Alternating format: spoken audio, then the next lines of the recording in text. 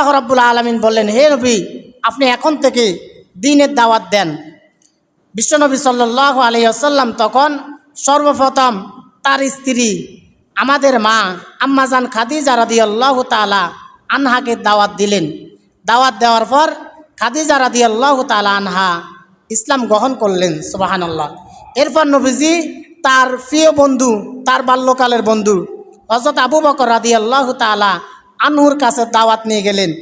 আবু বকর রাদিয়াল্লাহু তাআলা আনহু বললেন, হে আমার বন্ধু, আমি দীর্ঘ এত বছর পর্যন্ত তোমার সাথে চলেছি, সুতরাং আমি কোনো কথা ছাড়াই আমি তোমার সাথে কালিমা গ্রহণ করলাম, তুমি আমাকে পড়িয়ে দাও লা ইলাহা ইল্লাল্লাহু মুহাম্মাদুর রাসূলুল্লাহ। এরপর নবীজি তার চাচাতো ভাই হযরত আলী রাদিয়াল্লাহু তাআলা আনহুর কাছে দাওয়াত নিয়ে গেলেন। আলী রাদিয়াল্লাহু তাআলা আনহু যখন ইসলাম গ্রহণ করলেন তখন তার বয়স ছিল মাত্র 10 বছর। 10 বছর বয়সে আলী রাদিয়াল্লাহু তাআলা আনহু ইসলাম গ্রহণ করলেন।